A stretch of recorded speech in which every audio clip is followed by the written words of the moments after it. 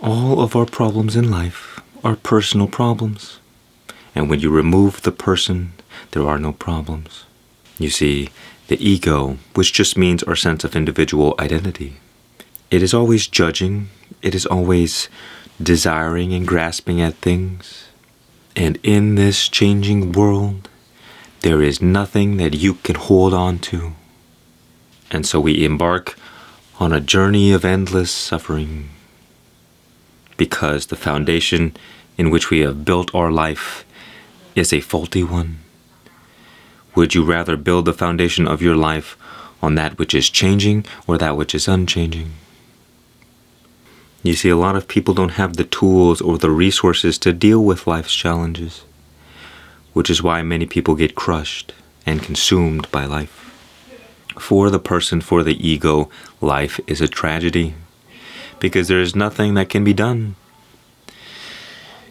Everything that we achieve, everything that we do, everything that we are from this state of consciousness will be dissolved back into the ocean of nothingness. And it will be as if we had never existed in the first place. Now, how scary is life from this perspective? And now realize that every human being since the beginning of time have lived their life from this perspective. But it is not necessary, because we are in a global awakening. With all the information on the internet, think about it. All of the secrets in the universe at the touch of our fingertips. And what do we do with it? I don't know. But what I do know is that when you change the place in which you hold your identity, all of reality changes. And you enter into a state of great harmony. Because rather than carrying the weight of the world on your shoulders, you become free. And in that state of freedom, only then do you have the opportunity to truly live. And what you find is that in this openness, in this state of allowing, in the state of surrender, you allow the divine intelligence of the universe to flow through you, act through you, and speak through you. You do not have to solve your problems. You do not have to figure things out. You do not have to do anything. And for many people, this is unacceptable. Because we have to be responsible in this life. We have to do things. And I say, until you experience this for yourself, the mind will not be capable of understanding it.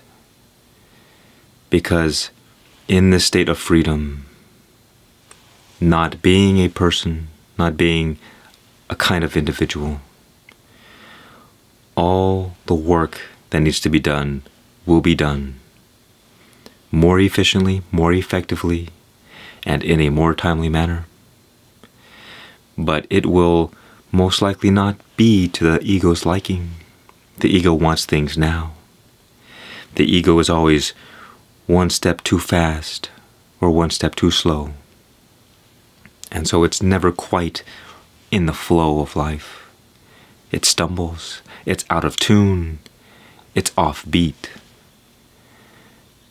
And in this state, this ego person mind, you find that you have a never-ending stream of problems being poured onto you at all times.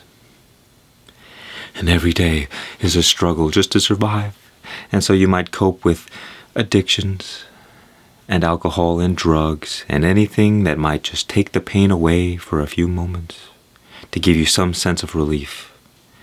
And what I am offering to you here and now is that relief, without any of the suffering that comes along with these temporary pleasures and addictions. You see, what all human beings are looking for in this life is this freedom, is this relief, the peace, the love, the joy, the happiness. Human beings are quite simple. We just want to feel good more often and bad less often. And most people are just looking in all the wrong places because they are unaware that these things that they desire are already theirs. But because of this illusion that this world creates, we believe that we can find lasting satisfaction in temporary pleasures if only we consumed enough. more, more, more, more. But that is the tragedy of the ego, of the person. There is never enough. You always need more. You always need something more extreme to make you feel alive. But the reason that this is a losing battle is because you are trying to find the infinite in the limited, the eternal in the temporary. And so in order to do this, you need to consume as much as you can. And because this world that we live in is temporary, you could consume the whole earth and all of the universe, and you would still not be satisfied. Because this lack within all of us is a black hole, and a black hole is infinite and eternal. And so the only thing that will fill it is something that is also eternal and infinite. And what you will experience is an inner contentment and inner satisfaction with nothing more than being here in this moment now. You see, the one thing that we all search for in this life is ourselves. Because we live for so long with these masks of who we believe we are, but we know deep down that there is something missing. There is something amiss in this reality that we're living in, but we just don't know what it is. And it is that drive of needing to find that causes us to engage in those addictions, in the temporary pleasures, to look out into the world to find what satisfies us. It is that drive to find the source, to find ourselves. And so we wander for eternity until we come to this moment in which we awaken. It's like life, existence has two parts. We're thrown out into the universe and we just kind of flounder like fishes out of water. And then at some point along the journey, something causes us to wake up. And that is when we begin the journey back home, back to the truth, out of illusion, from slavery to freedom, from suffering to peace and relief. The way that people naturally come to this place in which they awaken to their true nature is usually called the dark night of the soul. And what happens is that this identity, this character that you've been playing, is being crushed by life, by some kind of catalyst, by some kind of life circumstance that creates an enormous amount of suffering. And that identity, that person will not survive. And the more we latch on and hold on to that identity, when that identity dies, we could die as well. But if we allow that person who we believe ourselves to be, if we can let that go, we can be born into a new life. But you do not necessarily need to go into this era of great suffering. You can come to this realization right now by recognizing the illusion of this person, by seeing through the facade, by realizing you are not the character that you are playing. And the path to this is quite simple. You only need to stop thinking and start observing. Because when we think, that is us getting wrapped up in personal identity. We think of the past. We say, yes, I am the accumulation of my past actions and experiences. We think about the future and say, yes, these are my dreams and desires that I want for my life. We look around and think about our current state, saying, well, I like this and I don't like this, and this is who I want to be, and this is who I don't want to be. But when we look, we see in this present moment what is true here and now. You exist, but as what do you exist? Not as a thought, not as an idea, not as a memory, not as a collection of sense data, but you exist as something much greater. You only have to come to see this for yourself. I can point you to the way, but I can't make you look, I can't make you see. The more you think, the more you stray from the truth. And it really is so simple. We make it so complicated. We make it so difficult for ourselves. As it has been said, the truth is simple, but the mind is complicated. The seeker of truth is problematic. It is in fact more simple than simple. Think about it. Does it take any effort to see at this moment? Does it take any effort to be aware? Does it take any effort to be as you are? So what is stopping you from seeing the truth? It is the mind. That is why they say enlightenment is the ego's greatest disappointment. Because the one who is searching is not the one who will find. In fact, the one who searches, the one who embarks on this journey will not survive it. You have to recognize what you're getting yourself into. You see, for me, in my journey, in my experience, I went through so much suffering in which I just didn't care about being anybody, about being anything, about doing anything. And what that allowed me to do is relieve myself of all burdens.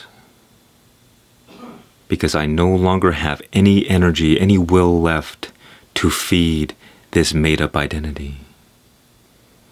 And most of the time, we only come to this place in old age, when the body and the brain begins to fall apart. Because we just don't have the energy. We just literally can't continue to feed this drama, this story, all of this nonsense. And what I imagine, or at least what I see when people get older, there is much more peace. They have much more joy and love in their life if they can let go. We learn to just rest in the present moment and enjoy life as it is, because all joy comes from life, and life can only be experienced in the present. And so long as we are stuck in mind identity, we are ruminating on the past and the future and resisting the present moment. And that is the source of all suffering, the source of all of our problems, because life is the force of harmony. And so the more we are cut off from life, the more inharmonious our life becomes. In the same way, where life is, death is not. And where death is, life is not. And so all of our depression, all of our fear and negative emotions arise because this is what it's like to be attacked or consumed by death.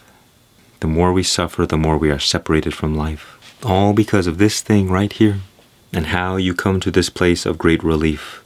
First, by recognizing your true place as awareness. Seeing that all experience is happening from you. You are aware of your thoughts. You are aware of your body, of your mind, of all things. And you realize that none of the things that you can experience, none of the things that you are aware of, are the real, true you. And when you look in this present moment, when you look within, sense what you are. Become aware of the presence that radiates within you. Become aware of the inner spaciousness that is always here. And you see that you exist in this present moment, or at least the radiance of your existence is this inner presence, what people call the I am. It is the sensation that you exist. And when you realize that you exist as this presence, as this inner spaciousness, you begin to disidentify with the person. Now, to clarify, this inner presence is like the rays of sun, the heat, the radiance of light. But you are the sun itself. So yes, you are this presence, you are this radiance, but more truthfully, you are that awareness that perceives it. And as you begin to become more and more aware of yourself, you will find that you are the source of all love, all joy, all peace in existence. And that there is nothing that you can have or get outside of yourself that can be any better than what you already have. Because you are trying to look in the temporary for the eternal, but the eternal is within you. This is what Jesus meant when he said, "Seek first the kingdom of heaven." and then everything else will be added onto you.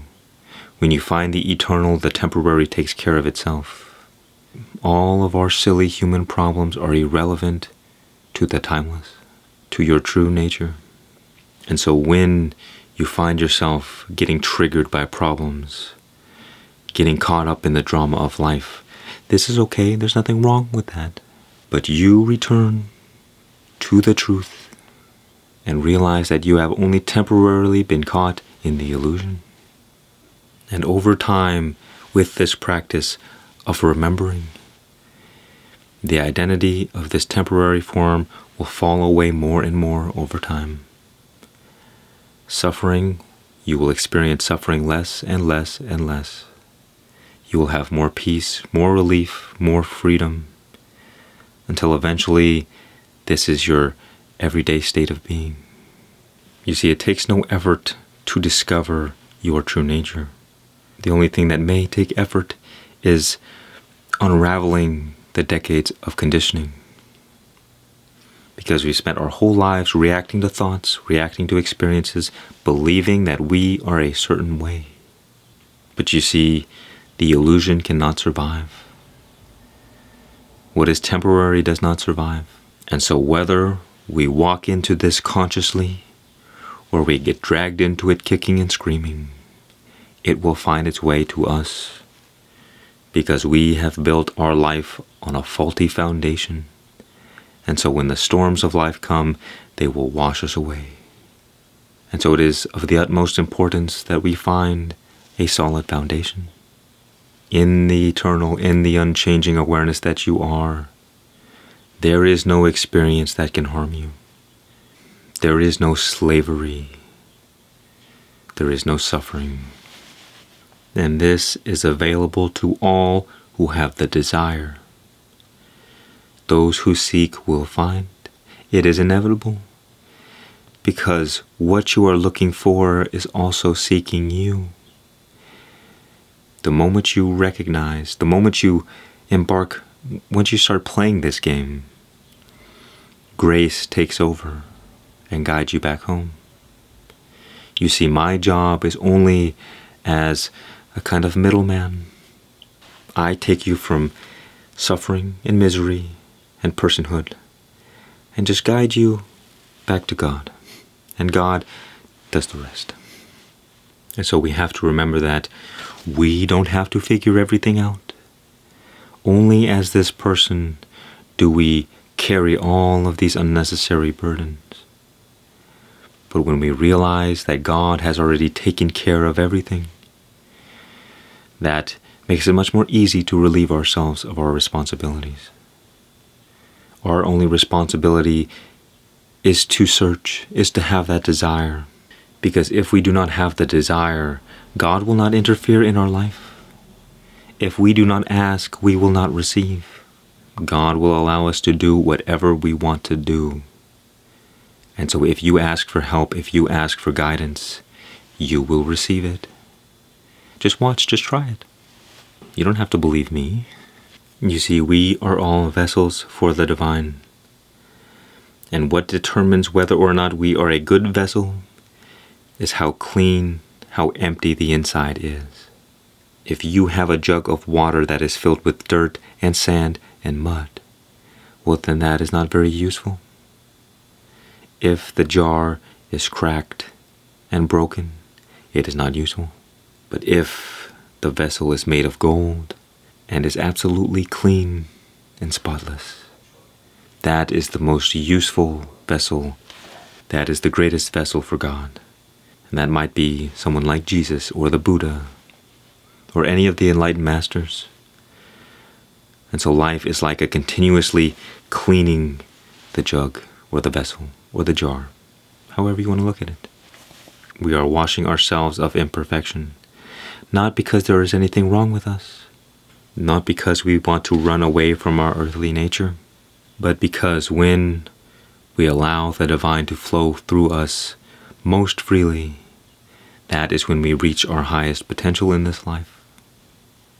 That is our most powerful state. The force of harmony can work through us, heal our imperfections, heal our body, heal our trauma, without us needing to try so hard. And in doing so, it begins to overflow into the outer environment, creating harmony around you, creating harmony in others.